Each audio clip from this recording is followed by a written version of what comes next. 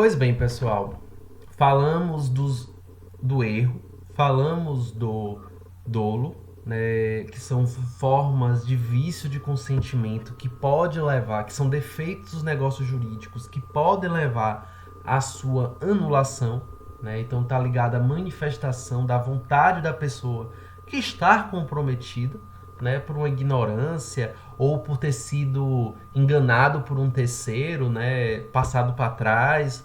E temos também aquelas situações em que há a coação. Então a coação ela é gravíssima, né? Tanto que o prazo decadencial ele só passa a valer quando cessa a coação. Então a coação ela é toda a pressão física ou moral, então não é só de ordem, né, corporal, né, de agressão, ou de uma ameaça, né, de morte, mas porque envolve uma situação, né, de, enfim, mas também envolve situações de coação moral, chantagem. Não, então uma pessoa, né, que, enfim, teve o celular roubado, tinha nudes no celular, e aí ela é extorquida, né, porque se você não fizer esse negócio jurídico, se você não comprar o meu carro, eu vou botar na rede, né, suas fotos íntimas. Isso é uma coação moral, é uma pressão exercida contra alguém, de modo a forçá-lo à prática de um determinado negócio jurídico contra a sua vontade. Então há macula-se a manifestação da vontade por conta de uma pressão física ou moral, tornando defeituoso o negócio.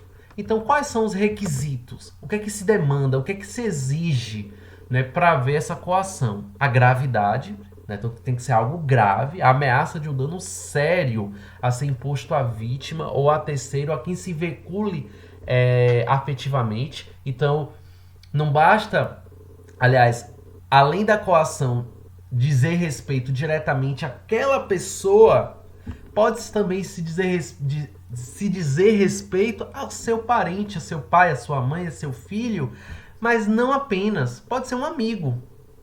Pode ser uma pessoa muito próxima, que a pressão em relação a essa pessoa te influencie a celebrar um negócio jurídico contra a sua vontade, né? Então você é coagido a comprar uma moto contra a sua vontade porque seu amigo está sendo, né? E aí, claro, vai ser averiguado o caso concreto para saber qual é a relação entre aqueles dois amigos, né? Pode ser um cunhado, né? Pode ser alguém do seu trabalho, né? Que você, enfim, tem que haver um vínculo afetivo e tem que ser algo grave, né? Então, enfim, por isso que se fala tanto em pressões de ordem física como de ordem moral, né? Tem que ser algo sério, que a coação seja idônea para assustar a vítima. E não qualquer ameaça desvalida de um elemento concreto ou que de fato coloque em risco a pessoa.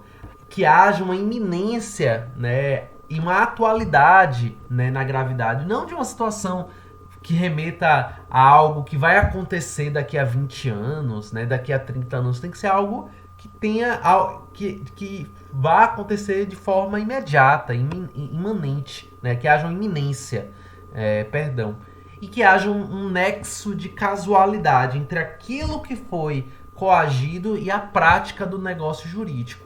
Então, entre a coação e o ato extorquido, né? E que seja uma situação injusta, né, contrária ao direito. Não basta ser qualquer tipo de ameaça do tipo, olha, se você não comprar o meu produto, eu vou denunciar na polícia que você bate na sua mulher. Veja, não é uma situação injusta, porque a agressão, né, quem bate na esposa, né, vai ter que se ver na justiça. Então não é uma situação injusta, né? É uma situação, né? Claro que não é uma forma adequada de celebrar um negócio jurídico que se espera, né? Você ameaçar, eu vou te denunciar. Tem que ser algo injusto, né?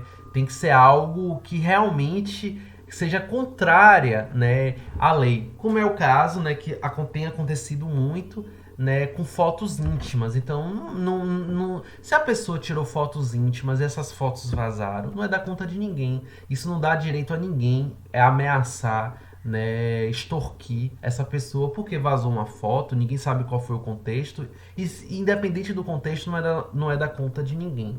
Então, os requisitos, né, para se entender se houve de fato coação, né, para se anular, né, o negócio jurídico, tem que verificar esses elementos. A gravidade, a seriedade, a iminência, a atualidade, o nexo causal, e se é um fato de fato injusto, contra o direito, né? Há situações, né, em que o vício de consentimento da manifestação da vontade ocorre quando uma pessoa, sob preeminente necessidade ou por inexperiência, se obriga à prestação manifestamente desproporcional ao valor da prestação oposta. Então a pessoa, né, ela é lesionada, né, por uma situação de eminente necessidade ou por inexperiência, né, e se obriga, né, a pagar por um produto que é totalmente, né, desproporcional ao valor da prestação oposta. Né? Então a pessoa ela tá lá precisando de um produto, né? E aí, por exemplo, vamos supor que seja um soro, né, que a pessoa foi picado por uma cobra. E aí chega lá, né, a pessoa que pode disponibilizar esse soro, a pessoa tá ali numa situação de necessidade. E aí a pessoa fala, olha, é 50 mil reais. É pagar ou largar. A pessoa ela vai pagar, na hora ela vai pagar, mas ela pode depois anular esse negócio jurídico. Porque ela estava numa iminente necessidade. Era uma questão de vida ou morte. Né? Então, ou ela pagava por aquele produto, por um remédio, mas veja, é um valor exorbitante, desproporcional, né? Totalmente fora de mercado. Então, há uma lesão. Quer dizer, é um agente capaz, objeto determinável, determinado, né? Não defesa em lei. Então, nós temos um negócio jurídico válido só porque preencheu esses 3 pré-requisitos? Não. Você tem que ver quais foram as condições. Por isso tem que ser observado, né, se houve um vício de consentimento na manifestação do consentimento da pessoa. Então é uma questão de vida ou morte. Né? O soro, né, para sobreviver a uma picada de uma cobra. Né? Tem gente que faz trilha, né, e que daqui que chegue no hospital, né, para receber os primeiros socorros. Então, às vezes, quem dá os primeiros socorros são os nativos da região. Então, o nativo, né, as pessoas que moram lá no entorno do espaço atrativo, né, turístico, aí a pessoa pega e vende o produto com um preço exorbitante, né, não é condizente, né, com os valores que se espera de uma pessoa, com o comportamento de um homem médio, né, que respeita as leis, enfim, que tem zelo pela vida. Né? Então, observe aqui. Vai se apreciar a desproporção das prestações segundo os valores vigentes ao tempo que foi celebrado, né, o negócio jurídico. Né? Então, a pessoa tá lá, né, o pneu furou. Né? O pneu furou. Né? Aí eu preciso... O step não tá funcionando. Aí eu tô lá desesperado, encontro uma borracharia no meio do nada. Aí a borracharia vai lá, se compromete, aí na hora de cobrar, ou fala que é 50 vezes superior ao valor do pneu. Né? Vamos supor que a pessoa tem que comprar um novo pneu. Né? E aí a pessoa vende por 50 vezes o valor do pneu, ela tá causando uma lesão àquela pessoa. Né? E ela precisa do pneu, porque senão ela não vai sair de lá. Não tem ninguém no raio de 200 quilômetros, uma outra borracharia. Então houve uma situação de forma evidentemente desproporcional. Então a pessoa pode depois tentar anular esse negócio jurídico. Né? Porque ela causou-se uma lesão, né, por uma circunstância que não é uma circunstância premeditada, não é algo esperado, previsível. Né? Vamos supor que, enfim... Né, se explorou, né, de forma com má fé a necessidade do outro. Né? Então nós temos aqui, né, alguns enunciados da jornada de direito civil, né, em atenção ao princípio da conservação dos contratos, a verificação da lesão deverá conduzir sempre que possível uma revisão do negócio jurídico. Então veja que tenta Mediar, né, resolver de forma pacífica. Ó, você me causou lesão. Eu tive acesso ao objeto que eu precisava, mas por um valor desproporcional. Vamos aqui resolver essa situação?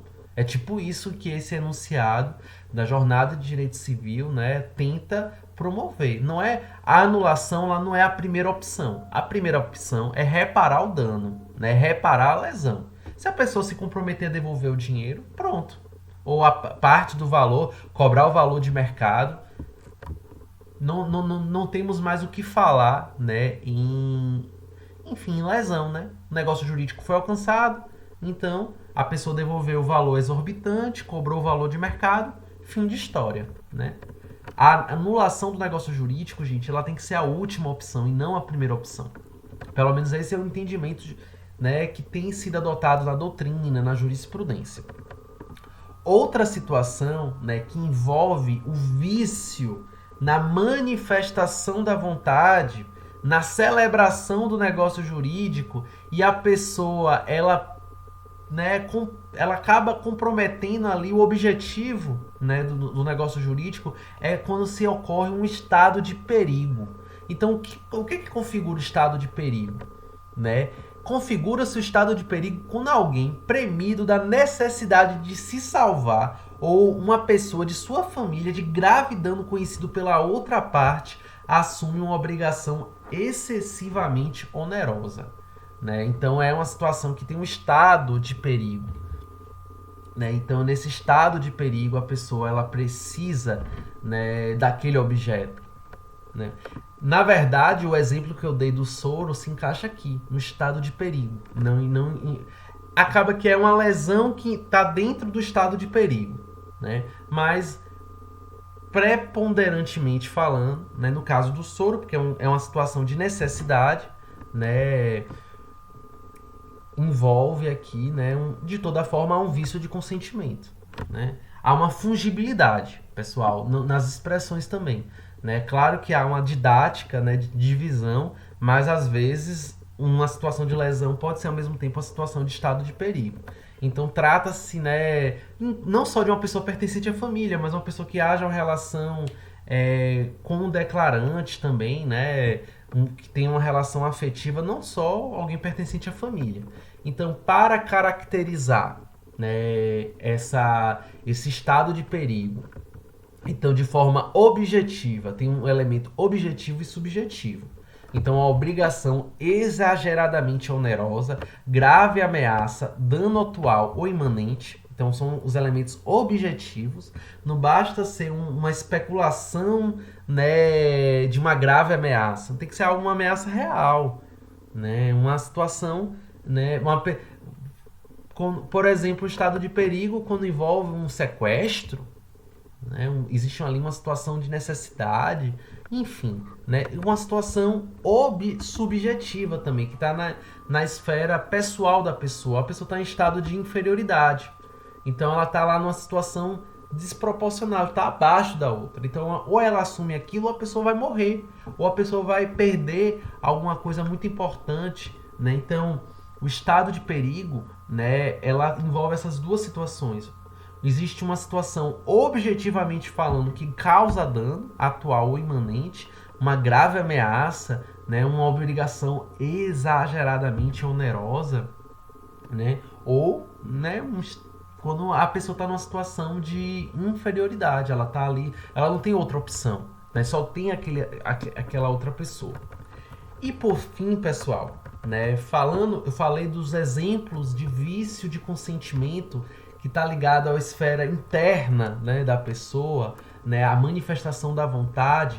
Né? Então nós temos o erro, né, que pode ser chamado também de ignorância, né, o dolo, a coação, a lesão, o estado de perigo, mas nós temos também os vícios sociais, que são os casos de fraude contra os credores.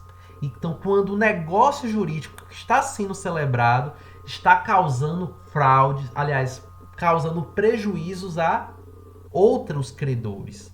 Né? Então, denomina-se fraude contra credores a atuação maliciosa do devedor. Encontra-se insolvência. Quando a gente fala insolvência, é quando ele não consegue pagar os seus créditos. Né? Ele tem uma série, né? Ele tem uma série de débitos, desculpem, né? Ele tem uma série de dívidas, né? E as suas dívidas são maiores do que seus créditos. Então, quando os débitos são maiores do que seus créditos e não há uma previsão a médio e longo prazo para romper com essa impossibilidade de arcar com as suas obrigações, a gente fala que a pessoa está insolvente. Ela está em um passo para ser declarada a falência. Quem declara a falência é o Poder Judiciário. A falência ela não é uma autodeclaração. Né? Então a pessoa está insolvente, ela está quebrada, né? Como se fala muito no linguagem popular, ela quebrou. Né? Ou na iminência de se tornar insolvente. Então ela começa a dispor de seu patrimônio de modo gratuito. Então vamos supor, eu estou falindo. Eu tenho várias dívidas, né? Eu estou devendo os meus empregados, estou vendendo os meus fornecedores, estou devendo a Receita Federal. Aí o que eu faço? Vou doar, né? Negócio jurídico, doação é um negócio jurídico. Vou doar meu patrimônio a meus filhos, a minha esposa. Vou doar a meu amigo. Isso é uma fraude. Porque eu tô distribuindo meus imóveis, passando para o nome de outras pessoas, né? Para quê? Ou por doação, ou por uma compra e venda com valores bem abaixo de mercado. Né? Então é uma situação maliciosa, né? Eu simulo uma relação de compra e venda e quem está comprando é um laranja meu, que então vai continuar no meu nome. Né? Então observem aí que é uma situação maliciosa. Né? Pode ser tanto de modo gratuito, uma doação, uma remissão de dívida, ou pode ser uma situação onerosa com um objetivo. Qual é o objetivo, né, dessa transação? É não responder às obrigações assumidas anteriormente à transmissão. Então eu tenho uma loja de carros, né? Veja, eu estou devendo a Deus e o mundo. Eu começo a vender meus objetos móveis, meus objetos imóveis, né, meus bens imóveis, né, de modo a não arcar com as minhas obrigações. O que é que eu vou fazer, né, se eu for a vítima? Porque veja você lá na boa fé, né, você não sabia que a pessoa está próxima a falir, que está próxima à insolvência, você compra lá o carro. Você compra o carro, mas aquele carro ali, gente, é a garantia do pagamento das dívidas do vendedor. O vendedor sabia disso, vendeu, pegou o dinheiro, ficou para ele e não repassou os seus credores. É fraude contra os credores, é um vício social. Ele compromete, ele macula, ele coloca em xeque a nossa sociedade como um todo. Porque quando eu compro um objeto imóvel ou móvel, né, um bem móvel, um bem imóvel, né, às vezes não dá para saber. Né? Não tem como saber que aquela pessoa ali está numa situação de insolvência, né?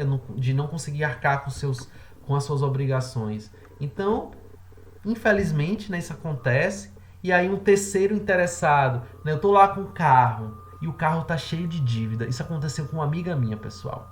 Ela comprou um carro, né, nessas lojas de carros usados, né? Ela com a boa fé, né, o carro lá, comprou, pagou, etc. Quando ela tá voltando, né, de uma viagem, ela é parada, né, por uma blitz. E aí o policial vai lá verificar o carro e falei, ó, tem uma busca e apreensão desse carro aqui. Você não pode mais andar nesse carro, porque a justiça mandou, né, o credor que tá querendo que, enfim, a pessoa que vendeu o carro cheio de dívidas. E a pessoa que comprou não conseguiu, né, por ignorância, mas enfim, não conseguiu identificar, porque comprou por um intermediário, né, uma concessionária de loja de carros usados. Quando você vai numa loja de carros usados, você não imagina que aquele carro ali está cheio de dívidas. Então houve uma malícia, né, de alguém. A pessoa comprou, então ela teve que voltar, alguém teve que buscar ela lá na blitz da polícia. Porque o carro que foi vendido, ele estava todo comprometido para pagamentos de créditos, não era nem de PVA, era de terceiros, né? Ele foi dado como garantia, né? Então, veja a situação. Então, é sempre importante quando a gente for comprar um objeto, ainda mais valioso, a gente observar quem é que está vendendo. Porque tem lojas de carros usados. Eu sei que tem em Uruaçu, todo lugar tem. Né? Então, quando você vai numa loja de carro usado, né? Você vai todo na expectativa de ter aquele carro. Olha, eu não posso comprar um novo, então eu vou comprar um carro usado, né? E será que aquele carro usado que eu estou comprando, será que ele não está relacionado a outras, né? Existem credores, né, em relação àquele objeto valioso, né, e que não ficou evidente na hora da venda, né? E aí eu posso ser surpreendido a qualquer momento, né? E como é que eu vou resolver essa situação? Né? Alguém vai ter que devolver o dinheiro, né? O quem vendeu o carro, né, vai ter que devolver o dinheiro. Porque quando eu comprei o carro, eu queria o veículo, eu não queria um veículo comprometido, né? Então observem aqui quais são os dois elementos que precisam estar presentes, né, em situações em que há um vício social, em que há uma fraude contra credores. Então, existe dois elementos que têm que estar ao mesmo tempo: objetivo, né, que se refere à atuação em prejuízo aos credores, devendo o interessado comprovar o nexo causal entre o ato do devedor e o seu estado de insolvência, e o elemento subjetivo, em que há uma intenção declaradamente de causar prejuízos. Então há um nexo causal, mas também há uma intenção de causar o prejuízo. Então, nessas situações, você pode anular. Veja, eu comprei um carro. O carro está lá, né, vinculado a alguns credores. O vendedor da loja, né, de carros usados não me avisou. Eu vou anular um negócio jurídico. Eu vou pegar meu dinheiro de volta. Eu comprei na loja. Tomaram o meu carro lá na Blitz. Tô sem um carro, mas eu paguei pelo carro. Eu não sabia que o carro ele estava ligado a outros credores. E o que eu vou fazer? Vou ficar no prejuízo? Não, vou atrás de um advogado. Ou se eu sou advogado, vou advogar em causa própria, anular o negócio jurídico, obter o dinheiro de volta da compra da... E eu posso até, quem sabe, buscar um dano moral, né? Se ficar comprovado, né, que a pessoa ficou com sequelas psicológicas, enfim, todos os transtornos que podem estar relacionados. Então essa é as explicações preliminares sobre os defeitos dos negócios jurídicos. Eu espero que vocês tenham entendido, né? E nós teremos as apresentações que vai complementar, né, do seminário aquilo que foi estudado hoje, né, nessa aula.